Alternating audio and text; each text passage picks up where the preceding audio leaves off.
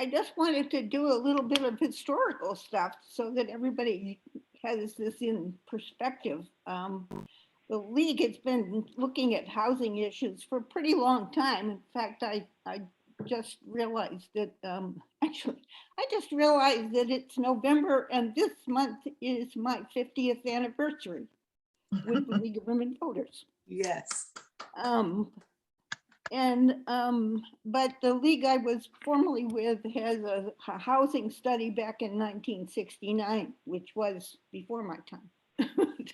um, but at any rate, mostly those studies have been concentrating on housing because that was the issues back then. It's only been recently that homelessness has come into the picture, and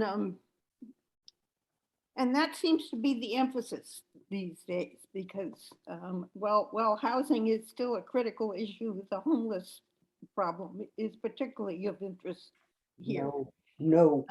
Yeah, the U.S. League, the National League has done not quite as much on housing issues because housing is actually a state and local issue for the most part.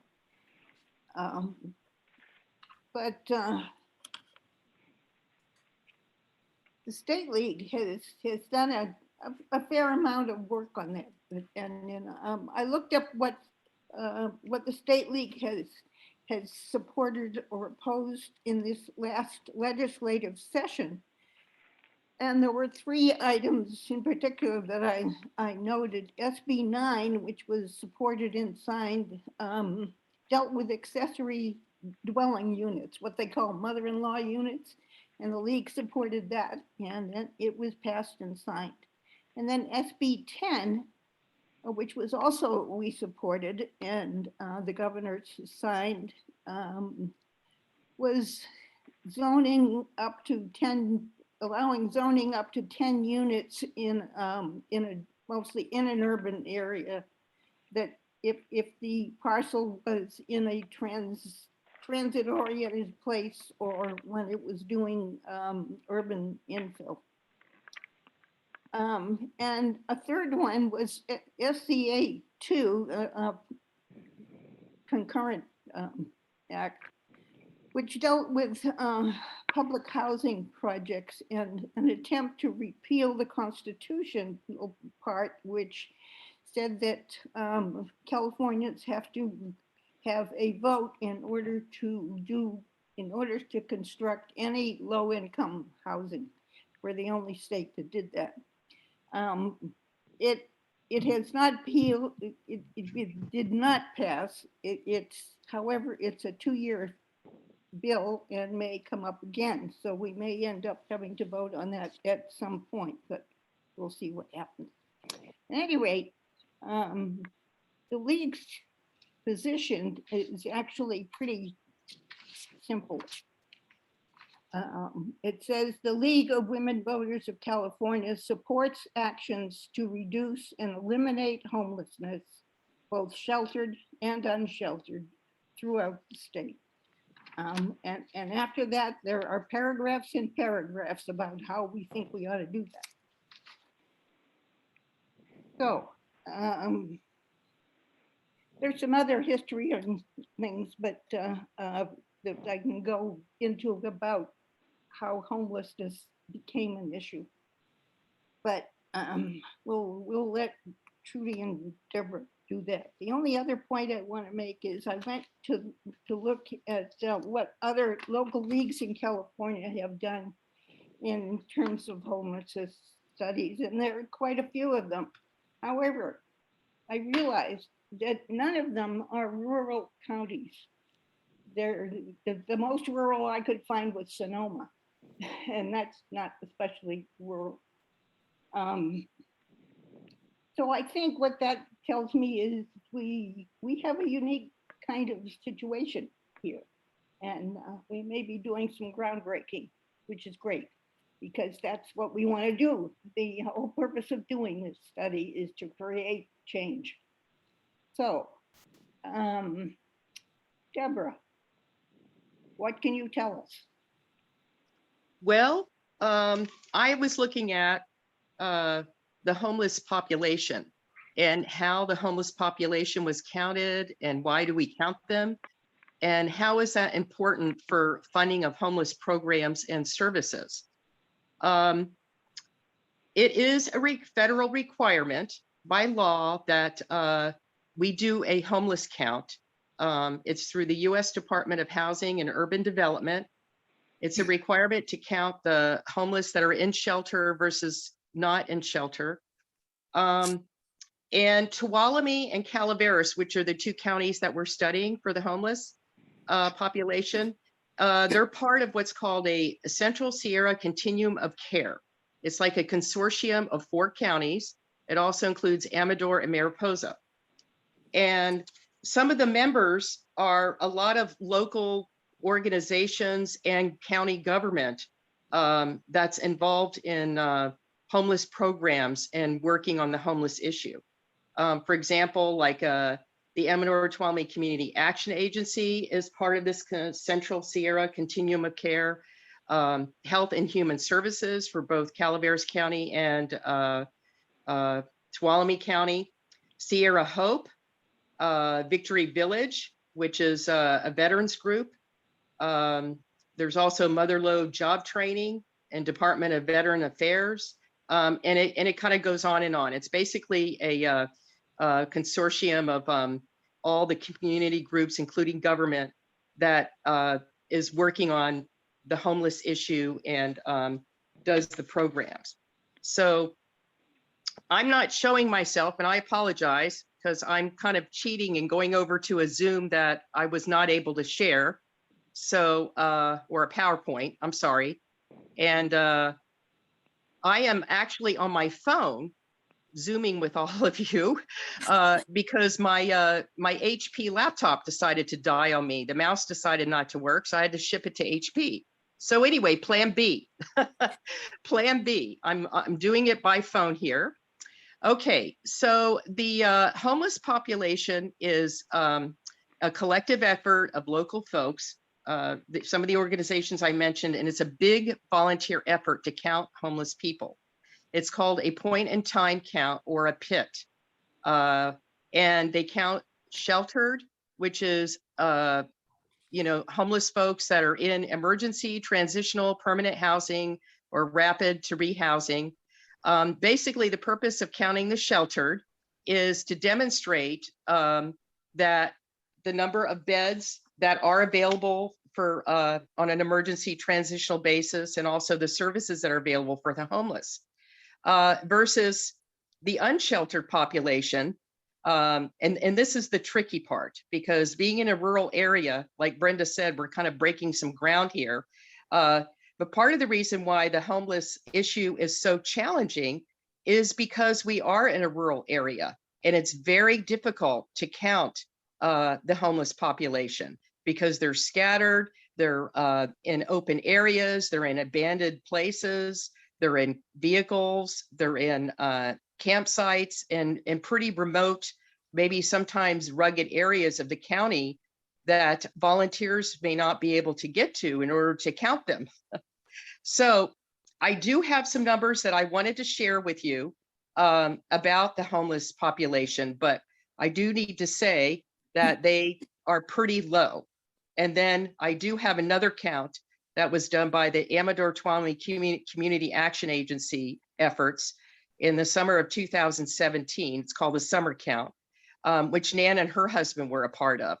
And that seems to be a more realistic count and direction to go. So anyhow, the unsheltered, what I wanted to say about that is it's basically anybody who's living in a place that is not suited for human habitation. There's no electricity, no running water, no sewage. And that count is very critical because it demonstrates the number of people that are not getting services and programs for housing. And like I said, this sheltered, unsheltered, and total number of housing or homelessness is required by the US Department of Housing and Urban Development. It's conducted by the Central Sierra Continuum of Care. So what they do is they organize and coordinate the pick counts or the point in time. It's done the last Wednesday in January of every year now. It was done in odd years up until 2019. And then in 2020, we all know what happened then with the pandemic, and there are no counts in 2020. And then no homeless counts at all. And then in 2021, there is only the shelter counts because of the COVID restrictions.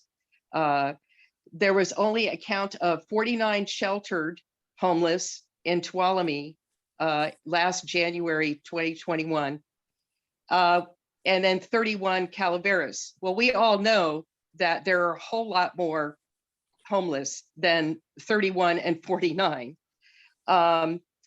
In 2019, in Tuolumne County, there were 418 homeless counted, 84 shelter, 334 unsheltered homeless. But out of that, they counted at least 125 that are chronically unsheltered. That means that they are just basically living on the edge and in pretty remote areas without any amenities, water, electricity. In Calaveras, there were 186 homeless, 10 were sheltered, 176 were unsheltered. If any of you have read anything about the homeless population, this probably seems pretty low, doesn't it? And what I'm going to do is I'm going to give you a comparison in 2017 when ACA decided to do a summer count. They got funding from the Sonora Area Foundation in order to do the summer count of 2017. They came up with 711 homeless, which is a much more accurate portrayal. And that is just in Tuolumne.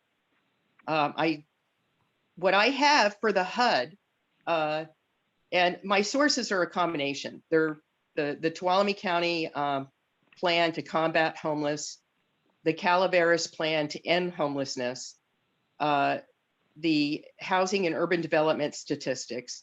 And then also I went through the Central Sierra Consortium of Care website. So just to give you an idea of where you can go also if you'd like to investigate this issue a little bit more.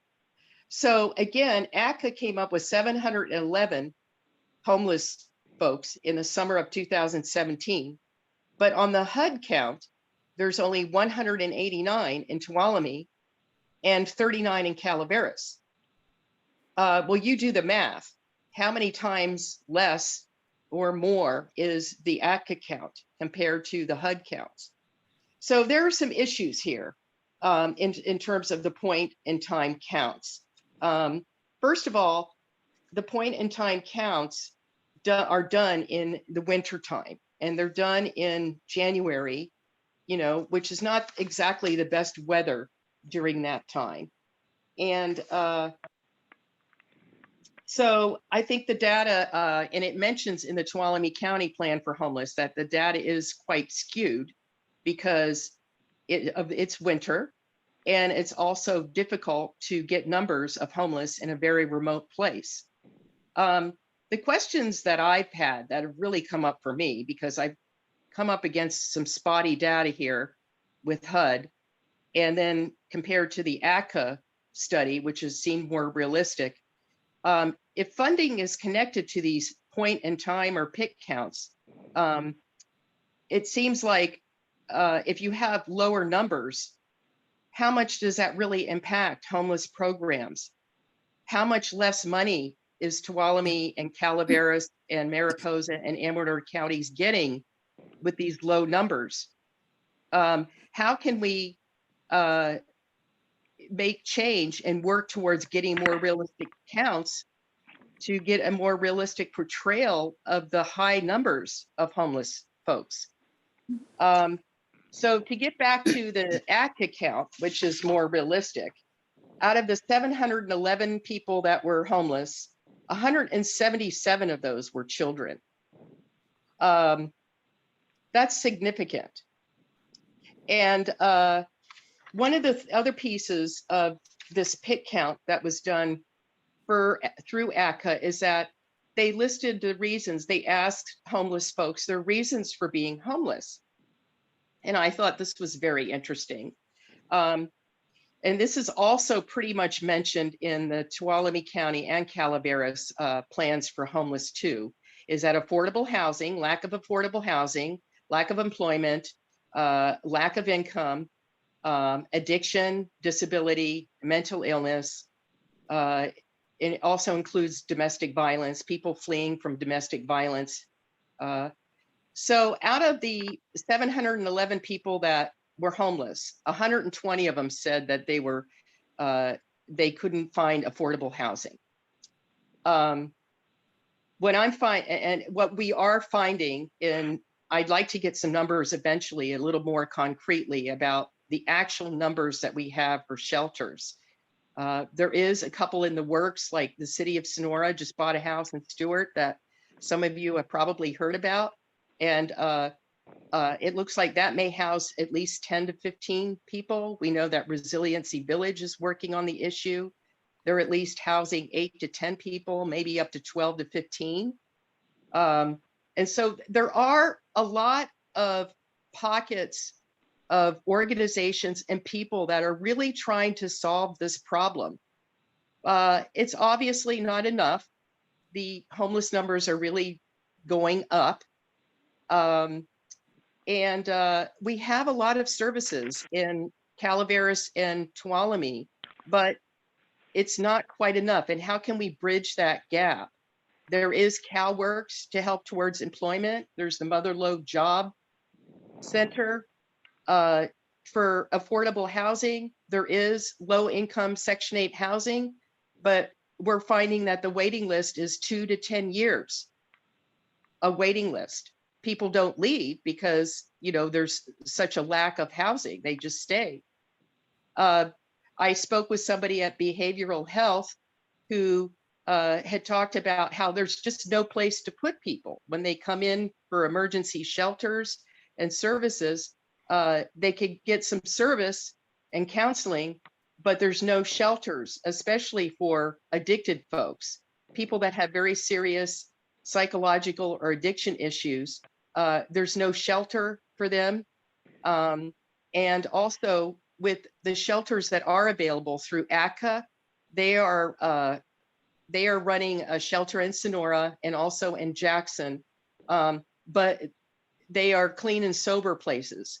And I know Resiliency Village has the same philosophy. So people that are seriously addicted and have psychological issues, there's really no place for them.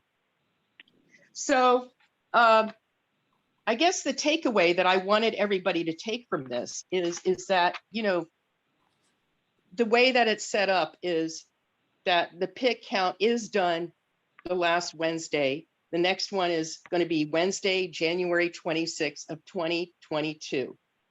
And so there's some contacts that I wanted to refer people to. If you're interested in being part of a PIT count, I've already put my name on the list.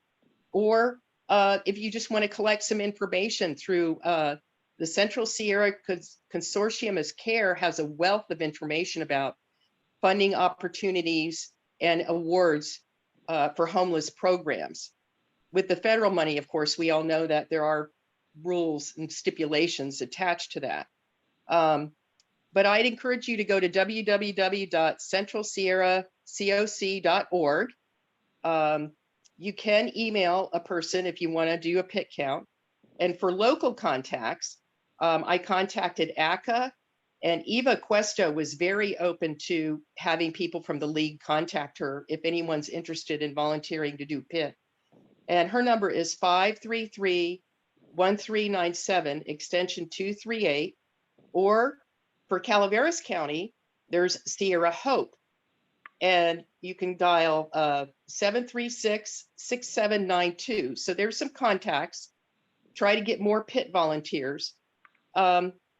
The other thing that's on the Central Sierra COC website is there is the California State Action Plan.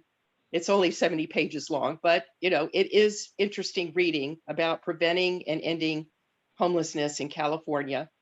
And then the Central Sierra COC, they also have monthly meetings that is open to the public. And they have it on the last Wednesday of each month.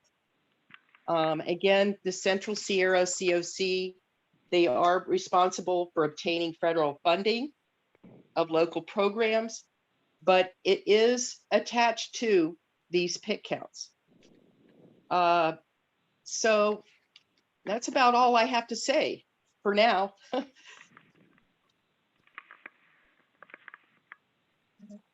Trudy, you got anything to add to that? Me or anybody? Trudy, Oh, where is Trudy? she's, well, muted for one thing. I can't, there. Now I'm unmuted. Sorry about that. Yeah. Hey, The Trudy. cat was on my lap, but I can't even really blame her. I've been working, looking at the Calaveras side of things, but it's really very similar. What's different about our study that we're working on is the other studies that have been done, and there have been several, as we've mentioned, in California, but we're rural. And as far as we've been able to find, we're kind of unique in that we're looking at a real kind of a different situation for our homeless population. Many of them are encampments that are up in the hills. Many of us are concerned about the homeless students, and many of them are couch surfing with friends. And it's a fascinating issue. And yes, there's things in common with the other studies that have been done. But I think our study is an important opportunity to look at issues that especially apply to the rural areas we have and our housing issues. Now, one of the things I got into was Calaveras did a grand jury report back in 2018, 2019, just on the homelessness among the student population, which I thought was fantastic. They took that on and they looked at it, and they recommended that one of their recommendations was that the county have a homeless liaison to deal with these issues that come up. Well, what Calaveras did instead, and I have no problem with it, is they have 3, and they're located at different schools or the large school districts. They cover the public schools, and there's an additional one that covers foster kids and homeless kids at the county level. So they have several people working on this issue. One of the interesting things that I found is that just this year, get ready for a bunch of initials. I'll break it down for you.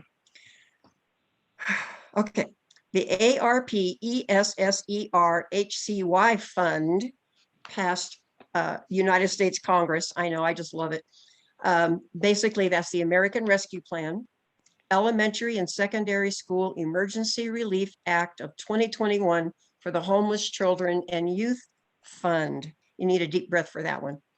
But what it did was it reserved $800 million nationwide to support and identify homeless children and youth, and to provide them with comprehensive wraparound services that address their needs, especially from the COVID-19 pandemic, because that has greatly complicated things. And the purpose is to allow them to attend school and to participate fully in all activities. Now, California, not surprisingly, received a pretty good sized chunk of that money, $98,750,695 to be exact. So that's a lot of money. And that fund is definitely for kids.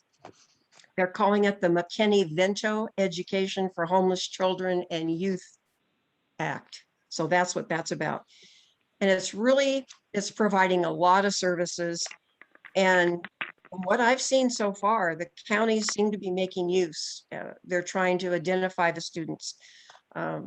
Many of them tend to slip under the radar, which is why I think it's important to have these school site people that we do kind of aware, and they hear rumors, and they can find out which kids might indeed be homeless, but perhaps they're kind of, they're hiding that fact, or they're embarrassed. But there's ways of helping these people. And it's awesome to me that these funds are available, at least for now. And there are some deadlines for getting this money. Somehow, I'm going to be talking with the county to I'm sure they're aware of this. So that's one of the aspects I've been dealing with, are the kids. And I'm going to be talking to the people at the campuses that are responsible countywide for helping to identify and take care of these students. Housing issue, I think we're all aware of that. If we've ever tried to find a rental in the 2 counties for a friend or for yourself. There are agencies in Calaveras County that give help for homeless population. Sierra Hope, the Resource Connection, and several others. And we're grateful for that. I want to tip you off that the Board of Supervisors in Calaveras County is meeting this next week to discuss homelessness and housing, which is frankly a real challenge, not just in Calaveras County, but I think it's the entire area. It's the nature of who we are. When I was looking for a rental a while back, a year or so ago, a lot of the places I would have rented have become Airbnbs or something like that. So rentals for anybody are a little tough to find, much less for homeless people. So that's an issue that's a really important aspect of this. I think that's all I have to present. If that's what we're doing. We're talking to these people and looking at both counties, trying to take care of the students and the adults that need our attention. I just wanted to say one thing about, it's awesome what you found out, Trudy, and you mentioned the couch surfers, and that's one. Unfortunately, that's the couch surfing is not included on the point in time count under HUD guidelines. They don't include this couch surfing, but we know that quite a few youth end up doing that. Yep. And I remember when my son was in high school, we actually had one of his friends came over. He was kicked out of his house, and he came over to our house quite a bit. And he was couch surfing. And I look at that now, and he really was. So it's significant, more of a significant problem than we realize, because the numbers aren't necessarily there. And that would be difficult to ascertain, is how many people really are couch surfing. And like Trudy pointed out, they're embarrassed to admit that. And they don't, want to be taken away from their parents or whatever. For a lot of reasons, they have a fear of not being found. Right. And that's important. And one of the reasons I kind of like what Calaveras did, even though the grand jury suggested one person to be in charge of the students and the homelessness, it's smart of them to get people that are on campus. So for example, on Monday, I'm going to be talking to the counselor at Mark Twain School, who's responsible for the students there, because she's one of the people that has been selected for this. And I want to just talk to her about her methods of identification. I'm sure a lot of it is what you hear from other students, because students want to take care of each other, and they let people know if they think that there's help available. So I think that's really important. I think I get the impression, how can I put this? The more I get into this, the more encouraged I am, because it seems to me that a lot of agencies and a lot of people are aware of the issue. They're aware of the significance of it. And I think there's a lot of good things going on to work on this. And if as a league, if we can just highlight these or find out about them, spread the information like we are. Nan, am I correct that the information we're putting on our part of the website, is that available for members to look at? Well, it is available, but I don't think members are really fully aware of how to navigate to that information. So maybe included in our follow-up from this meeting, we could send a link for them to know how to get to that information that's on the website. It's in the members only section. Okay, Yeah. yeah, I figured that, but there's some really fascinating things, and obviously not everybody's interested in all different parts of this, but it is I find it fascinating, and I also feel like we're going to be doing some good with this study. And I think in a way we're kind of treading new ground because not much has been done about the rural homelessness situation. And I think this is an opportunity for us as a league to come up with some thoughts. So Trudy, since you mentioned people accessing this information, I sent you a private message through Zoom, but could you possibly post about that Board of Supervisors meeting on our Sure. Facebook page so that people will widely get to know that it's there and maybe attend? Okay. I'll Thank do you. that. You have a question from Marilyn. Brenda, Yeah. do you want me to finish my report before we do questions, or do you want to do questions now? I didn't know you had a report. Go for it. Yes. I'm hoping. Don't Marilyn forget your can wait. questions either. What? Go- I go prepared. Leo. So this is a surprise report. I've been attending the Commission on Homelessness in our county. It started off as the Citizens Advisory Commission, and then it just dropped the Citizens Advisory. But there are 4 things that are going on in our county that I am very, very excited about because we are moving forward, at least in our small section of the world. The first one is that there's a proposed outdoor shelter, which means that it will be an encampment to reduce all the smaller places that people are camping in. They're looking for a location at this point, is what I understood from the meeting. In this particular encampment, they will provide facilities for showering and amenities, garbage dumpsters, and garbage cans along the different tents. Tents will be provided along with sleeping bags. Let's see, it'll be a location that the encampment will be fenced off so that it will also provide some security. And again, this is just a proposal that's going to be set forth. They're sending a letter to the board.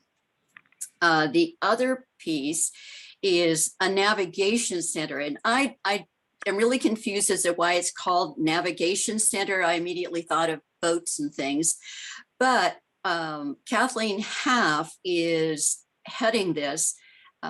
This is an ad hoc committee from the commission. The Navigation Center is a central location that homeless folks can stay for up to 60 days. During that time, they have all the amenities that they need.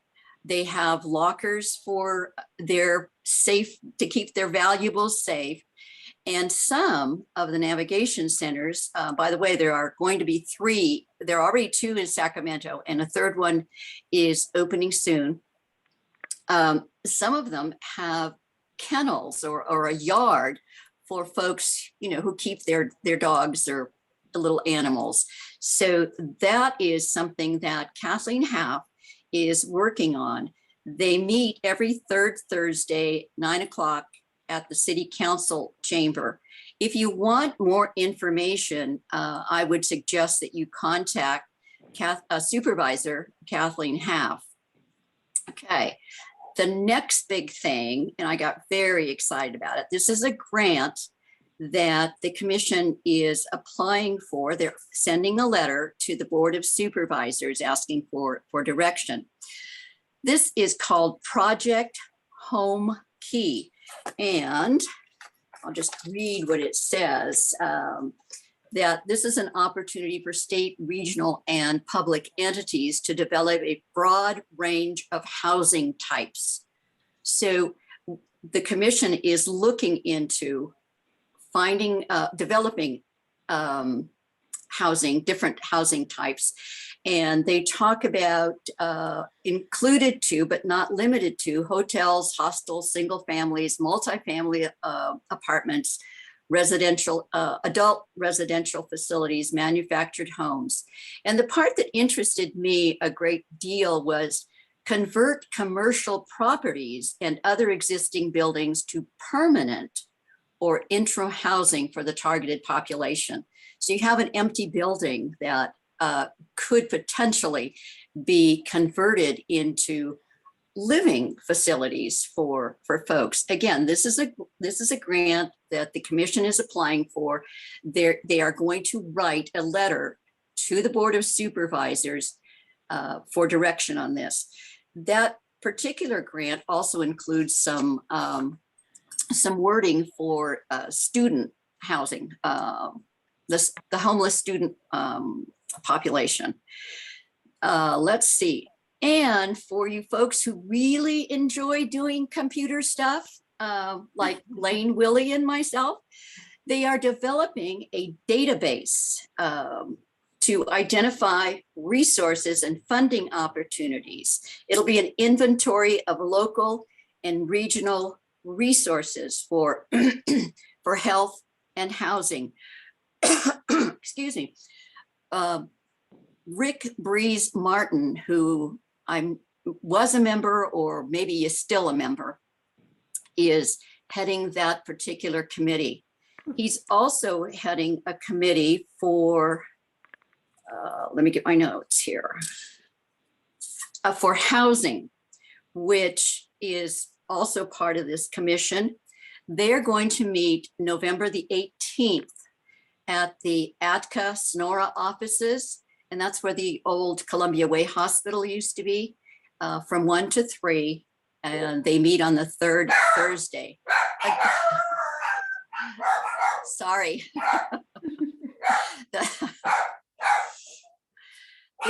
I think they want me to stop. Okay, so you can contact Rick as well, and he can give you more information. If he is still a member, his name is on the roster. So those are the, at that particular meeting, a woman from the Consortium of Care will be giving and sharing information to that group. So if you're interested in attending, I would suggest that you contact Rick for more information. All right, so those 4 things: the outdoor shelter, the navigation center, and you can contact Kathleen Haff. Project Home Key, that's a grant that will be presented to the Board of Supervisors in the form of a letter. Can we go ahead and do that? And the last one is developing a database. And the Commission on Homelessness meets, I believe they're going to keep it at the second Thursday, 9 o'clock at the Board of Supervisors room. It really is a fascinating group because it covers so much of what is going on in our rural county. So that's it. Thank you, Brenda. Thank you. Okay, questions. We're going to run ourselves out of time. Marilyn. Yeah. So I understand the difficulty in locating people who are homeless, especially out in the hinterlands of this county, of which there's it's a huge area, of course. And this is, I'm impressed with everything that is going on in real time with real people right now, that you've all brought up. I'm going back to the count, trying to get the count for statistical purposes. And I sent this message to Deborah. In order to get a more accurate count, although in hindsight, is it or has it been a practice of checking with the coroner's office, then sorting out those people who have died, who appear to have been homeless. I know that might go into a lot of red tape in the Justice Department, but might it help? Might it help both and I'm thinking now too, might it help both with the count and being able to get funding and where to put that funding. But would it also help to see that data, how many people are dying as a complication of homelessness? Good question. Yeah, that's a really good question. Well, as far as I know, all the data that I have is with live people, but you know, that's a really interesting perspective that you're bringing up.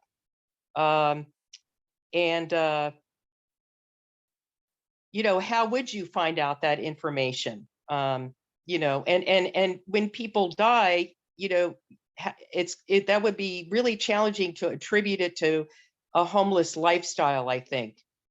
Well, if they have they might have a driver's license that says San Mateo or New Orleans or whatever. Yeah. But if they're living in a car out in the hinterlands, Right. and that would could be known. And actually, after somebody's dead, I think they have a whole lot less privacy. So my guess, and I have no idea what I'm talking about here, but my guess is, as far as HIPAA goes, it wouldn't be as much of an issue either. Don't know. Yeah, I think they're trying to, the purpose of the PIC count is the point in time, the number of sheltered and unsheltered homeless at a certain point in time that are actively homeless right now. Exactly. But it doesn't give the whole scope. I mean, you were saying 35 and 47 and actually. I know, 100. woefully low. Yes. So Yes. I think going to other sources that we might not have thought of might be a good idea. Well, Trudy, I did you think have it's a comment? significant too. Go ahead, Brenda. Trudy had a comment, I think. Yeah, I did. It's a personal one. One of the reasons I'm interested in this issue, besides, of course, being in education and caring about the students that are homeless, a longtime family friend died on the streets of Angels Camp, Altaville, exactly. And he had become homeless, and he was an alcoholic. And his friends, it was a very cold night. His friends the night before had tried to get him to come into shelter. His name was Frank.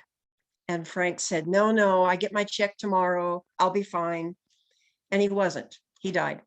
And I happened to be going to school that morning at Mark Twain School from when I lived in Tuolumne. And I drove right by and I saw the ambulances and everything, not realizing it was somebody I knew. And he died of exposure. And one of the issues of some homelessness is the alcoholism issue, the issues of abuse and what all the other surrounding things. But it really drove home to me that here was a man who had lived in this community his whole life. He had many friends, done a lot for the community, and yet this is how he ended up, and he ended up dying. And so this is it's a personal issue for me, and I get teary just thinking about that. So yeah, I think There's it's an another important question from Jim, either Jim or Patty, I can't tell. Well, probably both. I'll try to make mine really quick. But a couple of years ago, Sacramento had started a program where they were having a very low threshold of entry into housing that they had available. They didn't have the roadblock of being drug and alcohol free.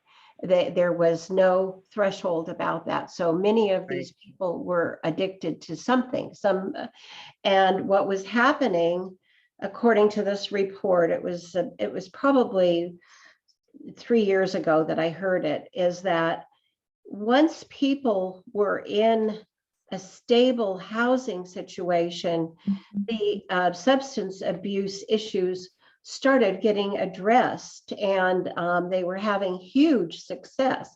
I'm wondering, okay, is there any information about that?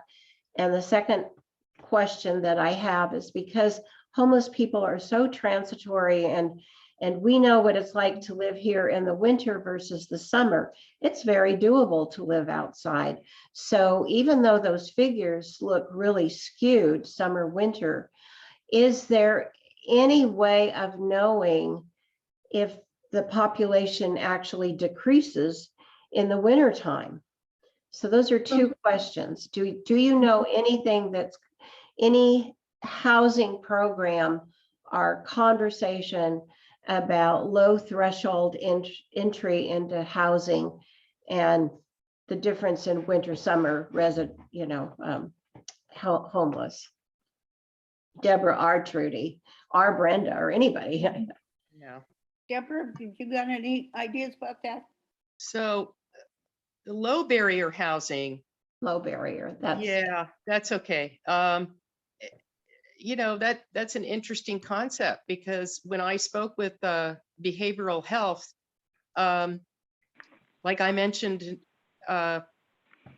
it's sad to say that there's really no place for addicted folks or people with serious psychological disorders. They get temporary help, but there's no shelter. So unless there's Maynards, but I'm not sure what the income would be for that and what the cost would be for that. So that's an area that needs to be investigated more. okay. Yeah, I would say that we need more data. And about the difference between summer, winter? Do people actually leave here in the winter time and return in summer? I think that the data is really skewed because it's very difficult to find people, not just, well, they found a lot of people in the summer, but I think in the wintertime, I know what I heard through the same person I talked with behavioral health is when the homeless find out that the pit is happening, and they know the last Wednesday in January, some of them don't want to be counted and they just head for the hills. Wow. Yeah. And they want to be off the radar. Wow. Yeah. So I think that that's an issue too, is, you know, we don't know how many are really actually doing that. Yeah. Okay. Thank you, Deborah. Sorry, I don't have any more information. It's okay. I mean, it is what it is. I think Jim had a question. Nan's had her hand up for a bit, and then I'll get to Jim. What was that, Brenda? I'm sorry. Nan has a question. And you are muted. Who are you calling on? I'm sorry. You. Me? Okay. So I had a couple of things. I looked up Rick's number on our roster and I couldn't find him there. So possibly you could send our secretary that contact information for Rick so our members would know how to reach him if they're interested. And also I wondered if you had looked into a disparity between the criteria used to qualify for grants for developing low-income housing and how they're skewed to favor urban populations. You know, they ask things like, do you have access to the internet and public transportation, and things like how far are you away from a grocery store? Well, all those things are very difficult to provide in a rural community for a housing project. So and have you looked into how legislation is currently crafted to provide funding? And then the last thing, I'm putting this all together so you can respond at once. I found a website about rural housing that looked pretty interesting, and I just wondered if you had seen it. Oh no, I have another thing. I'll send you that link, and then relate it to the mentally ill. There's a pipeline, really, mentally ill to prisons. And there's a great movie on that, and I'll send you the link for that as well. Our film discussion group looked at it several months ago. And it's really, there's some programs that they put in place in, I believe, Florida that were really effective in Miami-Dade County. But my question to you was, really, are you looking into crafting of legislation? I guess that's the main question. And that's the whole purpose. Yeah. So yes, Yeah, yeah, okay. Anybody want to address the Nan's other questions? Sure. First question had to do, I think, with Rick. Yeah. Yes. Mark. Okay, I will give, all I have for him is an email address, and I can send that as soon as I figure out where my old roster is and send it to Doreen. So I will take care of that. The other part is with respect to the grants, I did not do any research on comparison of urban as opposed to rural and how it's skewed. What if you might, just to have some evening reading, the November, the November 4th Tuolumne County Commission on Homelessness has a packet that they have along with their agenda. And in that packet, they have their grant proposal. And it addresses a lot of what they're looking at. So some, before bedtime reading, it really is good. The other part that you asked about, Nan, I forgot to write down.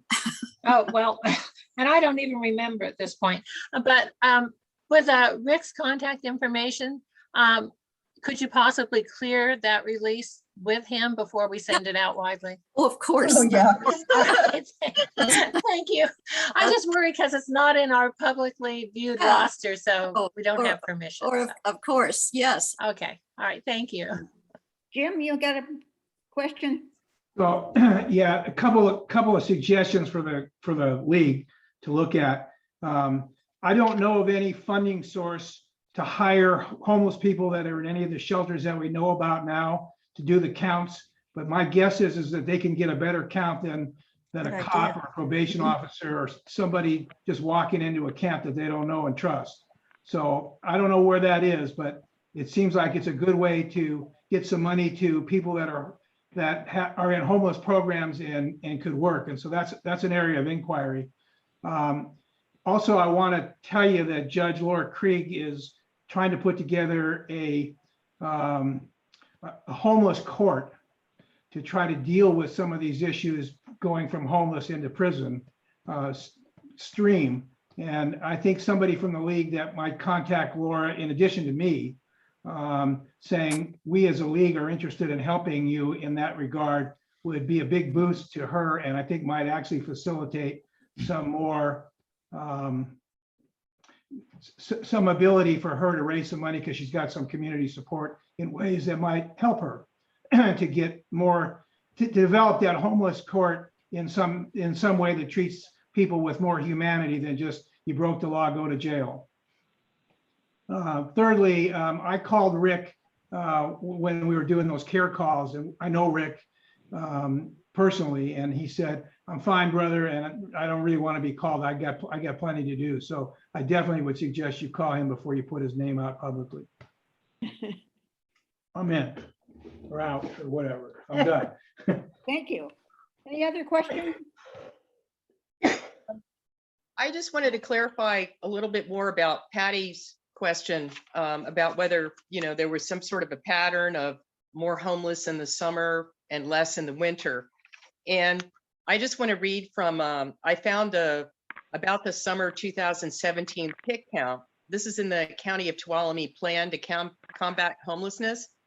And it does address that a little bit, Patty. The summer count conducted during the week of was an attempt to collect information to further define homelessness, collect more information on the causes of homelessness, and determine whether or not there is an ebb and flow of homelessness during the year.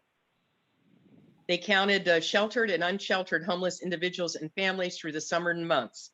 Many in our community notice an increase in homelessness in the summer months when the weather is more favorable. The other thing is that the counts are low, as I mentioned before, is because it doesn't include couch surfing. And we don't know what those numbers are. Okay, thank you. Yeah. Have we talked to county schools at all, to Kathy Parker? Because I will do that. She's on the Tuolumne County Arts Board, and I'm going to be going to the CalTER meeting where she's going to be speaking. But I think, you know, our teachers need information and help is what I would think. And maybe that's happening and I'm not aware of it. So I don't want to step on any toes. Claudia, to answer your question, yes, I contacted her on an informal basis. She's a relative of sorts. And then Ann Leonard called her and interviewed her as well. And they have they're taking advantage of the McKinney-Vento funds. And they also provide backpacks for students who are homeless, and so that over the week, the kid has food, dental stuff, some kind of jacket if they need it, or whether some care things, personal items, you know, so that the kid doesn't go hungry over the weekend. They identify the kids. It usually is through the secretary, because as anyone who's worked in the school, the two most powerful and knowledgeable people on the staff are the secretary and the custodian.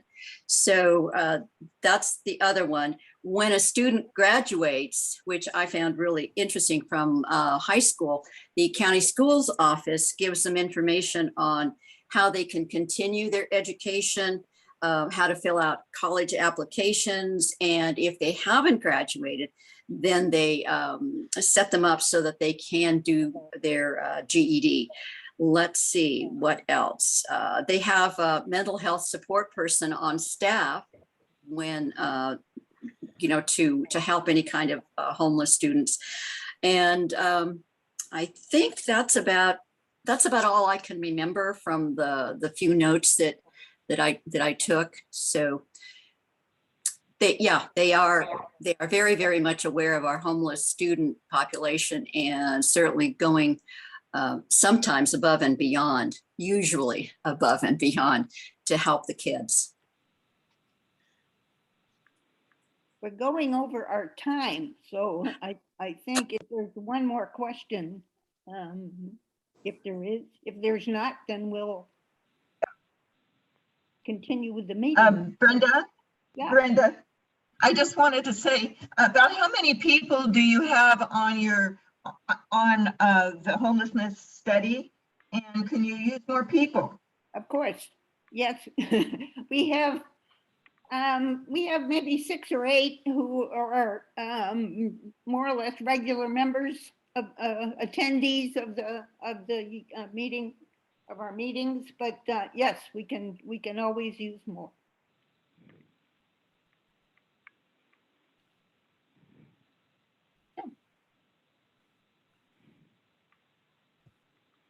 Okay, Pam, are we ready to move on?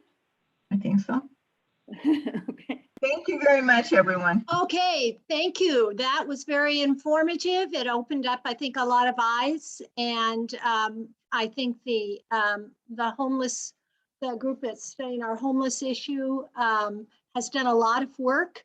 This is, and I think it points out another thing, that this is a long process. Mhm. And this is something that takes a lot of time, and it opens a lot of doors, and it's nothing that's going to, you know, we're not going to find a solution right away. And it takes a lot of people to do research. So if you are interested in this area, please contact Trudy, contact Deborah, contact Brenda, and let them know you're interested in this, because this is very, very important work. This is one of the ground issues here that the league deals with. So please contact them, okay? I'd like to add that if you look at your chat, there are a number of interesting comments and answers and that kind of thing that have happened during the course of this discussion. So you might want to check on that because there's some good stuff there. Oh, okay, great. I've been so keyed in on what Yeah. people were saying. I haven't Yeah. checked that. So thank you, Brenda. Yeah. Great. Okay. Okay, thank you then. Thank you, presenters. That was wonderful information. Thank you very much. Okay, moving on then, I will resume our meeting. And so we'll move on to the minutes of the approving those of the minutes of the September meeting. So they were sent to you via email, and hopefully all of you had a chance to read those. So do we have a motion to accept the minutes as sent via email? I so move. Thank you. We have a motion to accept the I minutes. second. Who second? I'm sorry. Elsie. Thank you, Elsie. We have a second. Is there any discussion? There's no discussion on that, so we'll take time to vote now. All in favor of accepting the minutes of the September meeting, thumbs up, please. It looks like it's unanimous, so we will accept the minutes as sent via email. Thank you very much. Now, moving along to the treasurer's report. The treasurer's report for October was sent via email. And I'll need a second to accept those as sent. Do I have, okay, Maria has seconded that. And do we have any discussion on that? Thank you very much. So all in favor of accepting the treasurer's report for October as sent via email, thumbs up, please. Looks like it's a unanimous vote, so we will accept the minutes. So treasurer's report is sent via email. Thank you very much. Now I had a question here. Since we did not meet in October, did we send the September treasurer's report? Chris?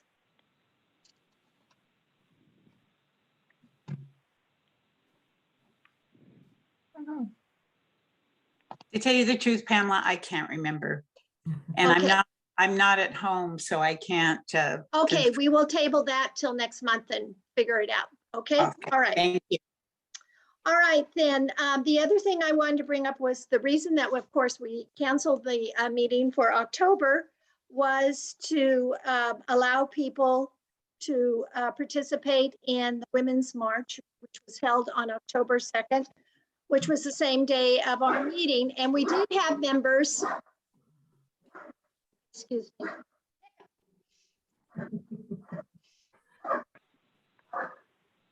We did have members who attended the Women's March in Modesto. So I wanted to get some feedback from some of our members who did attend that Women's March in Modesto, and it was actually a march and a car rally all rolled up in one. Right. So, and find out if any of our members attended any other type of event that I'm not aware of. So let's see. Susan. Yes. A minute. Yes, I just wanted to say one thing that impressed us was there were a lot of young people that were participating in that event in Modesto. That was very encouraging. Okay. Really let's see, young. Leo.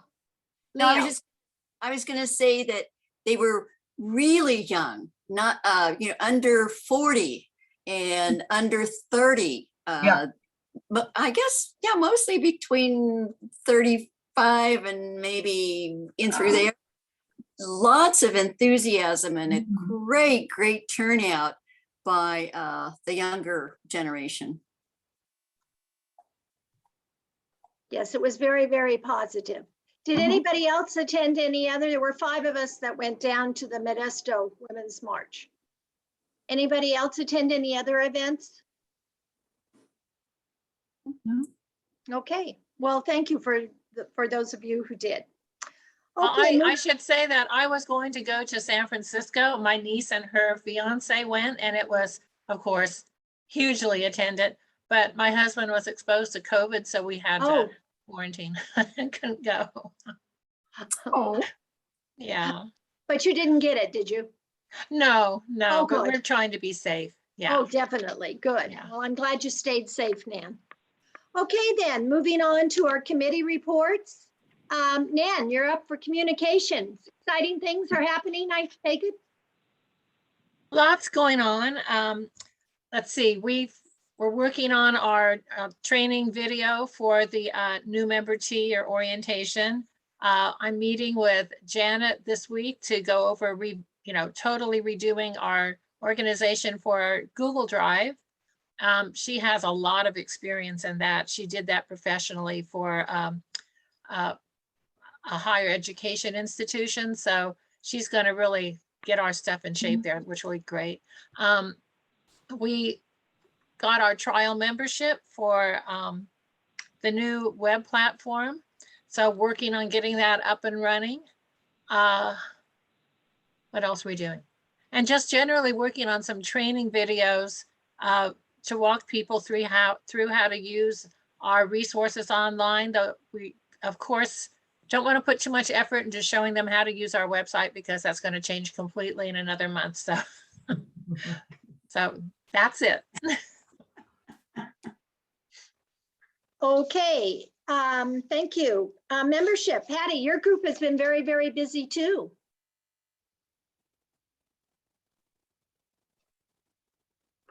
okay. Can you hear me? Yes. Okay. Yes. Yes, we have been. And it remains just an amazingly wonderful group.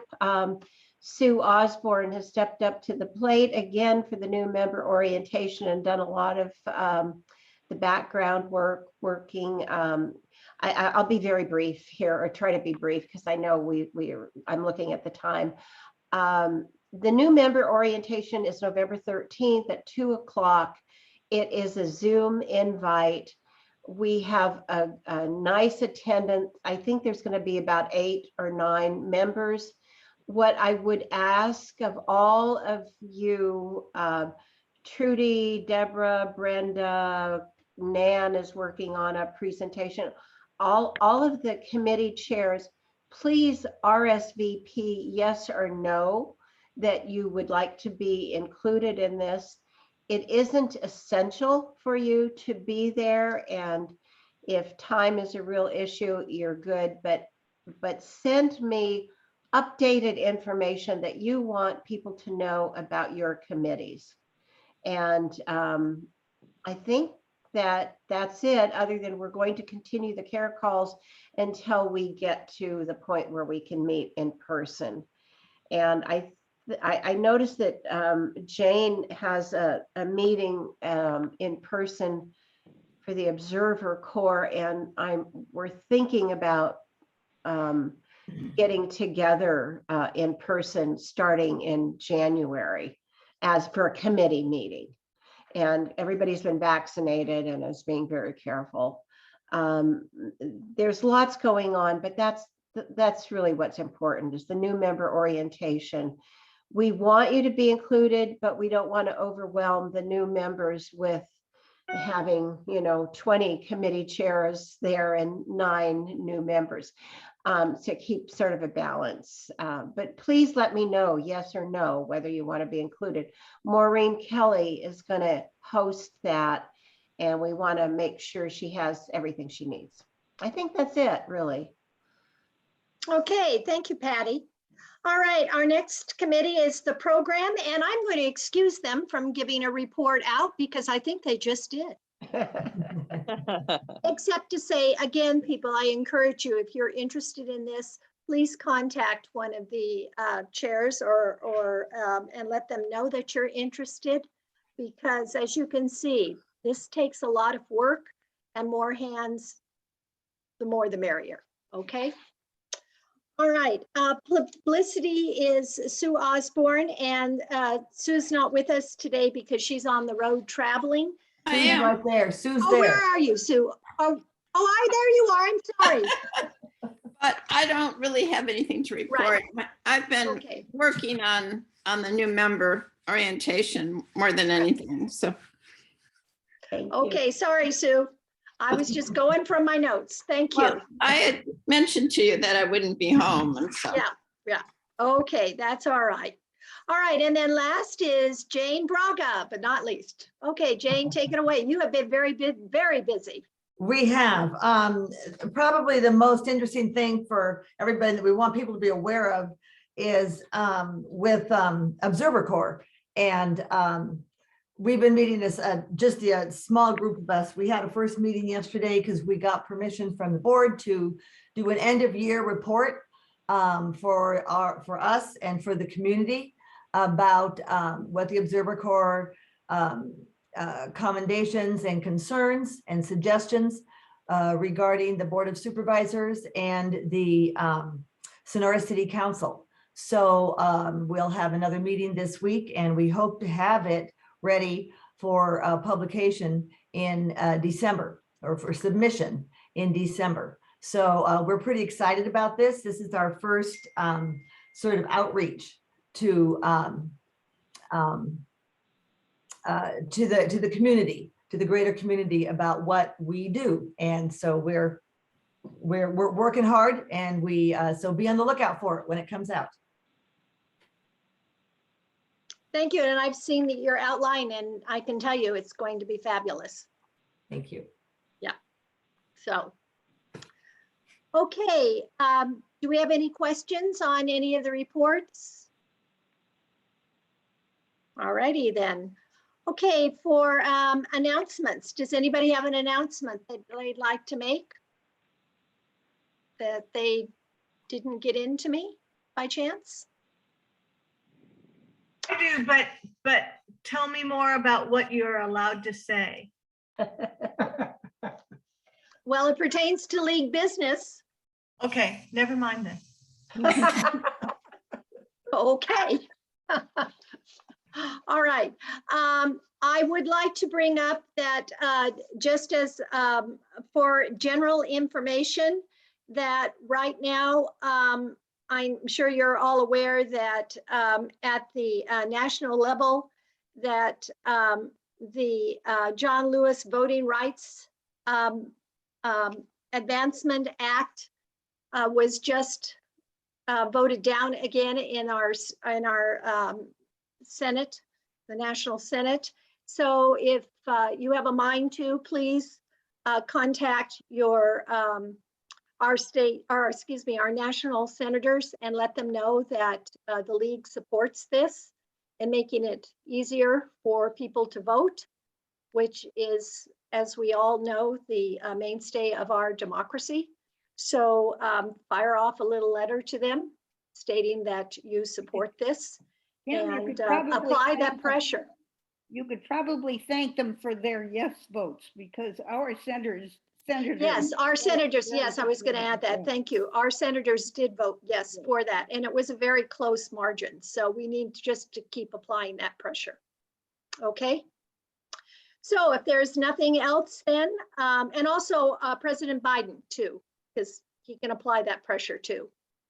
Okay, so if there's nothing else then, I encourage all of you to tune in for our next Zoom general meeting, which will be our Christmas gala. And we're going to have some fun time with that. And I won't tell you what it is, so you'll have something to look forward to. I don't want to spoil the surprise. So I wish you all a safe, healthy Thanksgiving. And I hope you get to meet up with your family and friends. And I hope you do eat way too much. And, No problem. Yeah, I didn't figure it would be, but have a glorious time. Be safe, and we will see you all in December. Thank you, Happy Pam. Thanksgiving.